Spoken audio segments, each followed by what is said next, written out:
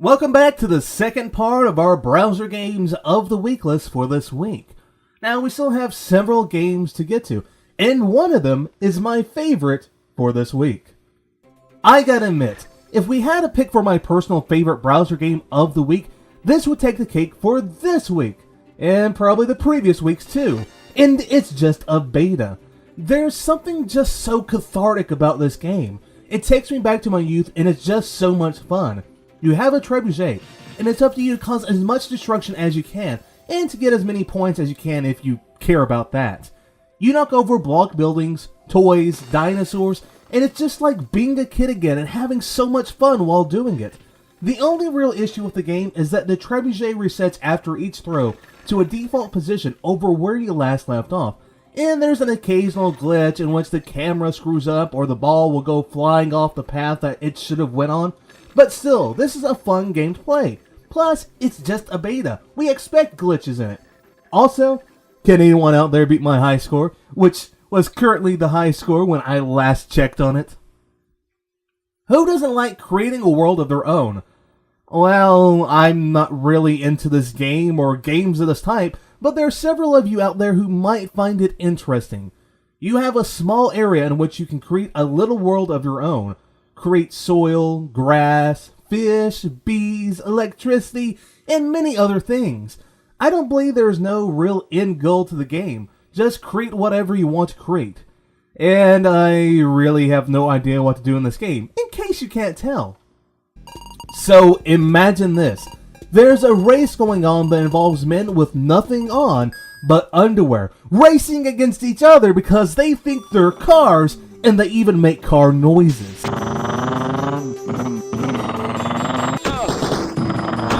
The highlights of the game to me are the cutscenes, which are hilarious and creepy at the same time. The actual racing involved can be fun, but starting off, you won't know what to do. Also, don't be too surprised if there's one or two other cars that end up ahead of you and there's no way for you to catch up. But at least there's some power-ups to use, such as knives and poop.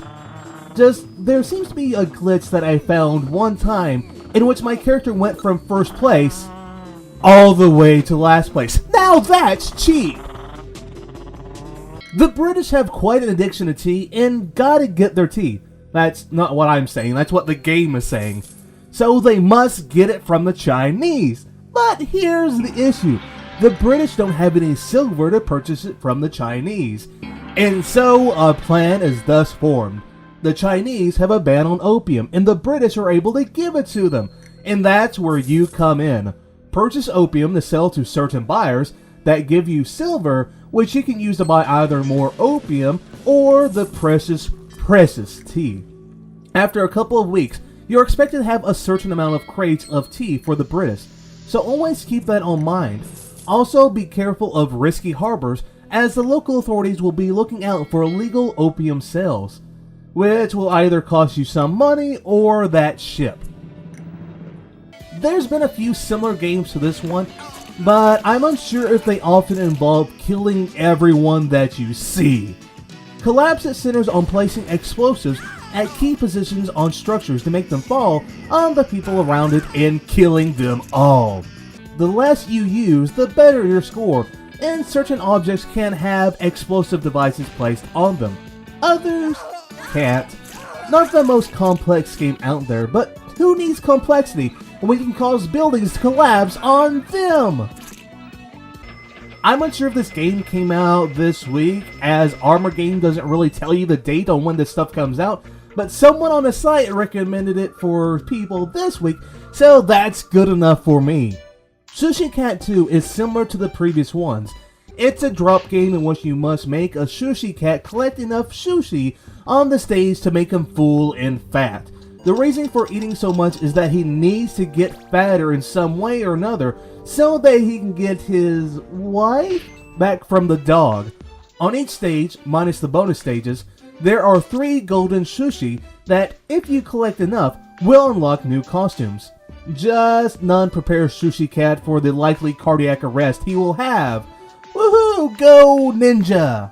Ninja, go Ninja, go! Go Ninja, go Ninja, go! Go Ninja, go Ninja, go! Go Ninja, go!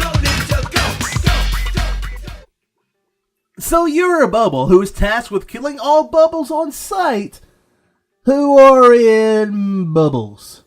Also, you need to collect bubbles that they drop when you kill them so that you can level up and get a new and better tank, which supposedly new ones are added each day, so you won't be playing as the same tanks over again? There's no story at all, but who needs one when you can make a stupid one up? Bubble Lee Jones, a former officer with the Bubble Police Force, had an alcoholic bubble problem and was kicked from the force because he was only a level 1 tank. Struck with grief, he fell into despair and lost nearly all of his bubbles. But he soon found out that the dreaded Bubble of Doom terror group is in Bubble Fields, and only a suicidal bubble would be willing to go against them. And Bubble Lee Jones is that bubble. Coming February 29th, Bubble Lee Jones is Bubble on the Edge. Poor little cube droid. It's up to him to save all the different planets in the galaxy by solving some puzzles involving getting several different batteries located on each face of the cube that encompasses the world. There are 6 worlds, and with 6 stages each, you'll have 36 levels to get through. As like most puzzle games, this will start off easy enough, but soon enough, you'll likely be finding it hard to beat a level in one go. Oh great, it's another game involving zombies. Let me guess, we gotta kill them. Oh wait, no. We play as the zombies who are killing all the humans that want them dead. And for once, the zombies aren't really seen as the bad guys, as they're the only ones protecting themselves from the horde of humans that want them dead, such as angry old men, BDSM mistresses, angry babies, roided up muscular men, and priests that come up to you all holy-like, but soon you find out they're possessed by the devil. Seriously, it's true! And with that, we come to the segment that we call Classic Browser Game of the Week. This is where we point out a classic browser game, one that's over a year old. Our pick for this week is Closure. Closure is a puzzle game that involves using light. See, the issue is that wherever there's no light and there's darkness, it's a hole, even if there really is a floor or something there. When you put a light over the area, there'll be a floor or a wall. Sometimes it'll be a hole, but often it's a floor or a wall. It's about having lights in the right area so that you can go through walls and floors so that you can get to the door. Also, this game is having an improved version that is being released for download sometime later this year. And with that, this week's Browser Games of the Week videos come to an end. Now, if you don't know, each and every Sunday, and maybe Monday afterwards, depending on how long it is, we're going to be having a new Browser Game of the Week video up. And also, if you didn't watch our announcement, every Wednesday, we're going to be having a little news show in which we're telling you about the latest news in the indie game world. So subscribe to us to be up to date on those, our reviews, previews, contests, and whatever else we decide to do. So please like, fave, and comment, tell your friends, and whatever else you feel like doing, as long as it's good. Oh, and who was surprised that won the game? Am I right? Okay, I didn't watch it.